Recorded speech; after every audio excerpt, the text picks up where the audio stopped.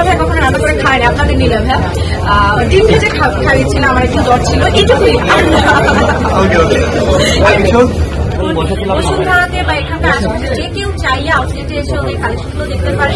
এখানে বেসিক্যালি হচ্ছে modest ফ্যাশনটাকে highlighted করা হচ্ছে এবং সেটা দেখা যাচ্ছে যে একটু এক্সক্লুসিভ রেগুলার চাইতে একটু এক্সক্লুসিভ মডেস্ট কালেকশন নিয়ে করা হয়েছে।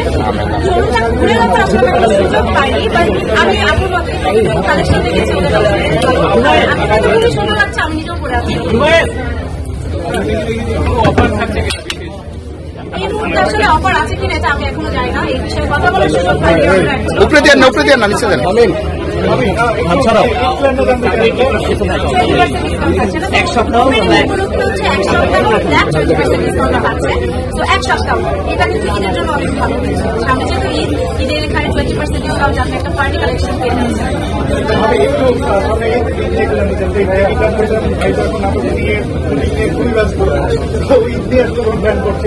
হ্যাঁ, আসলে রোজার মাস থেকে দেখতে চাই সবাই। দেখা যাচ্ছে যে রোজ সুযোগ থাকছে, প্লাস হচ্ছে আমাদেরও যেহেতু প্রমোশনাল বড় সামনে দিকেও কাজ কি বলবো উপলক্ষ রেখে আমাদের অনেক কাজ এখন প্রচুর কাজ চলছে। তো সেক্ষেত্রে দেখা যায় যে ঈদের আগের 2-3 দিন থেকে পরের 2 দিন, টোটাল 4-5 দিন আমরা একদম কাজ থেকে তো দূরে থাকাই হয়, প্লাস হচ্ছে আমরা ফ্যামিলিকে আসলে টাইম দিই। মানে দেখা যায় কি অন্যান্য সময় ফ্রেন্ডদের সাথে ঘুরেও ঈদের দিনটা আমরা সবসময় চেষ্টা করি আমার আব্বু, আমার শ্বশুর শাশুড়ি, আমার হাজবেন্ড, আমরা নিজেরা এনজয় করি। এক একজনের মানে আমার আম্মুর বাসায় যাই, আম্মুরা আসে, তারপর আমরা সবাই মিলে কোনো একটা প্ল্যানিং করি, ফ্যামিলি প্ল্যানিং, যে এখানে ঘুরতে যাবো আমরা ফ্যামিলি শুধু। আলমগীর ভাইয়ের সাথে নীলা ভাইয়ের সাথে আপনার কোনো কাজ আসতেছে কিনা? না, আমি তো আসলে অ্যাক্টিং করি না, আমার কোনো কাজ আসবে না। আমি শুধু ব্র্যান্ড প্রমোশন করছি, এটা একদম আলাদা সেক্টর, অ্যাক্টিং একদম আলাদা সেক্টর। এই যে আমাদের আপনার আছে, তো আপু হচ্ছে আপু তো নীলা একটা কলিগ বলতে পারে, আমি একটু ডিফারেন্ট সেক্টরে। ব্র্যান্ড প্রমোশন ছাড়া আমার কাজ করার কোনো ইচ্ছা না, আমার ইচ্ছাও নেই। আমি ব্র্যান্ড প্রমোশনে বেশ হ্যাপি আছি, মাশাআল্লাহ। আমার ভালো উদ্যোক্তাদের সাথে কাজ করতে ভালোই লাগে, যে অনেকগুলো ব্র্যান্ডকে আমি চিনি বা ব্র্যান্ডগুলোকে হাইলাইট করছি, সবার সাথে পরিচয় করাচ্ছি, এটাই আমার জন্য।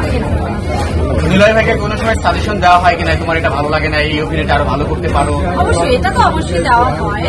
ও আমাকে ক্রিটিক, মানে সবচেয়ে বেস্ট ক্রিটিক ও বলে, কারণ কেননা দেখা যায় যে শুধুমাত্র যে ভালো কাজ নিয়ে আমি প্রশংসা করি তা না, আমার যদি মনে হয় যে এই কাজটাতে সমস্যা আছে বা এটা এরকম করলে আরো বেশি মানুষ পছন্দ করতো, এটা আমি সবসময় শেয়ার করি।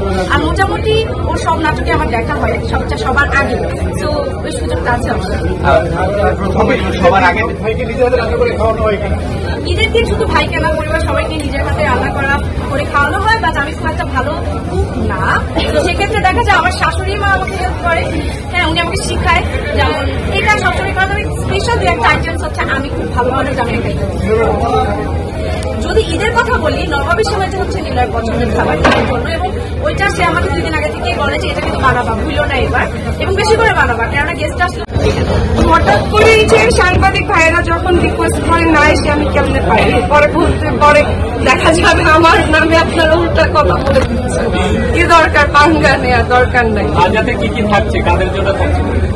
নাজাত আসলে আমার কাছে মনে হয় যারা একটু, মানে আমি যে কয়টা ঢুকতে দেখলাম, আমার কাছে মনে হচ্ছে একটু ফ্যাশনেবল, একটু কম। আমি যদি এখন মানে আগে যেভাবে আসতাম সেভাবে আমার আসতে ইচ্ছা হচ্ছে না, এখন জন্য আসতেছে না। বাট এটা আপনারা কিছু মানুষ আসলে এটা কেমন ভাবে দেখাচ্ছে, কেন পোস্টার করছে, আই হ্যাভ নো আইডিয়া।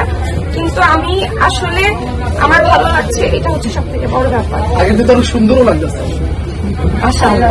নাজাত নামটা কেমন আসলে এই দোকানের? নাজাত, আমি নাজাত নামটা শুনিয়ে ভেবেছিলাম হয়তো বেবির নাম বা তাদের কারণে, পরে বললাম না, এটা রমজান মাসে আসলে ওপেন করা হচ্ছিল, এবং মানে নাজাত হচ্ছে লাস্ট 10 রোজার যে সময়টা, সেটাকে নাজাতের মানে রোজা বলা হয়। সেই নাজাতের সময় তারা এই তাদের শোরুমটা 18 সালে আমরা শুরু করি।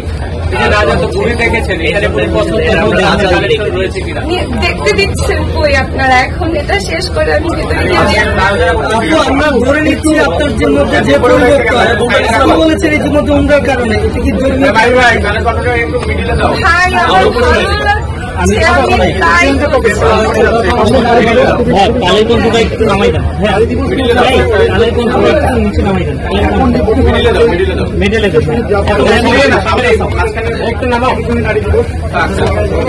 নারী দিবসে আপনারা ইতিমধ্যে হয়তো অনেকেই জানেন, আপনারা এসেছেন, আপনারা জানেন যে আমি নারী উদ্যোক্তাদেরকে নিয়ে কাজ করছি এবং নারী দিবসে আমরা যারা আমাদের যে টিম মেম্বার আমরা একটা গেট টুগেদার মানে ইফতারের একটা প্ল্যান করছি এবং সব নারীকে বলতে চাই আসলে ঘরে বসে ওই বিপদ করে কোনো লাভ নাই বা কোনো কিছু করে লাভ নাই।